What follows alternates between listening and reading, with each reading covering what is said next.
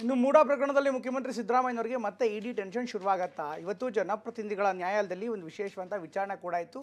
ಅದರ ವಿವರ ಏನಾಯಿತು ನೋಡೋಣ.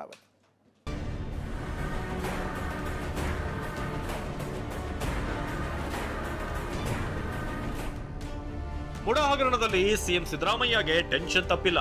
ಆರೋಪ ಸಾಬೀತಾಗಿಲ್ಲವೆಂದು ಲೋಕಾಯುಕ್ತ ಪೊಲೀಸರು ಬಿ ರಿಪೋರ್ಟ್ ಸಲ್ಲಿಸಿದ್ರು. ಅದನ್ನ ಪ್ರಶ್ನಿಸಿ ದೂರುದಾರ ಸ್ನೇಹಮಯಿ ಕೃಷ್ಣ ಅರ್ಜಿ ಸಲ್ಲಿಸಿದ್ದಾರೆ. ಇದೇ ಪ್ರಕರಣದಲ್ಲಿ ಮಧ್ಯಂತರ ಅರ್ಜಿ ಸಲ್ಲಿಸಿರುವ ಇಡಿ ಲೋಕಾಯುಕ್ತ ಪೊಲೀಸರ ಬಿ ರಿಪೋರ್ಟ್ಗೆ ತಮ್ಮ ತಕರಾರನ್ನು ಪರಿಗಣಿಸುವಂತೆ ಮನವಿ ಮಾಡಿದೆ.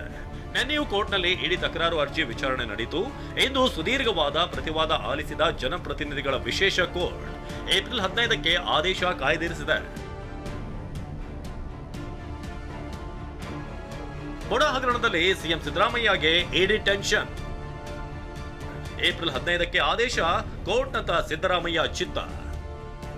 ಒಂದ್ ಕಡೆ ಮೂಡಾ ಹಗರಣದಲ್ಲಿ ಲೋಕಾಯುಕ್ತ ಬಿ ರಿಪೋರ್ಟ್ ಸಲ್ಲಿಸಿದ್ರೆ, ಮತ್ತೊಂದ್ ಕಡೆ ಈಗಾಗಲೇ ಹಗರಣದ ಪ್ರತ್ಯೇಕ ತನಿಖೆ ನಡೆಸಿದ ಇಡಿ 27 ದಾಖಲೆಗಳ ಸಹಿತ ಲೋಕಾಯುಕ್ತ ಪೊಲೀಸರೊಂದಿಗೆ ತನಿಖೆಯ ಮಾಹಿತಿ ಹಂಚಿಕೊಂಡಿದೆ.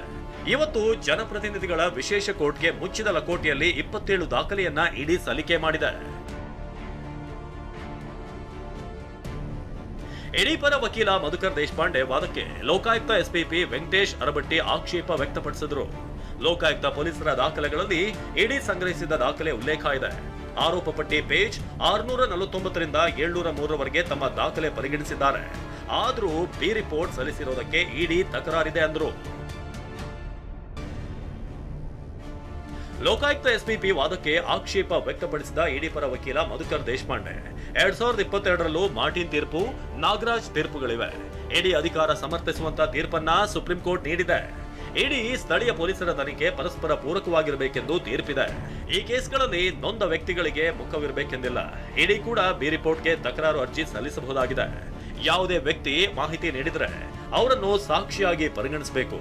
ಆದರೆ ಲೋಕಾಯುಕ್ತ ಪೊಲೀಸರು ಒಂದು ರೀತಿ, ಇಡಿ ಮತ್ತೊಂದು ರೀತಿ ವರದಿ ಇದೆ. ಇಡಿಯ ವರದಿಯನ್ನು ಲೋಕಾಯುಕ್ತ ಪೊಲೀಸರು ಪರಿಗಣಿಸಿಲ್ಲ ಅಂದ್ರು. ವಾದ ಪ್ರತಿವಾದ ಆಲಿಸಿ ಜನಪ್ರತಿನಿಧಿಗಳ ವಿಶೇಷ ಕೋರ್ಟ್ ಲೋಕಾಯುಕ್ತ ಬಿ ರಿಪೋರ್ಟ್ಗೆ ಸಂಬಂಧಪಟ್ಟ ಹಾಗೆ ಏಪ್ರಿಲ್ 15ಕ್ಕೆ ಆದೇಶ ಕಾಯ್ದಿರಿಸಲಾಗಿದೆ. ಹೀಗಾಗಿ ಸಿಎಂ ಸಿದ್ದರಾಮಯ್ಯಗೆ ಮತ್ತಷ್ಟು ಟೆನ್ಷನ್ ತಂದಿಟ್ಟಿದೆ. ರಮೇಶ್, ಟಿವಿ9 ಬೆಂಗಳೂರು.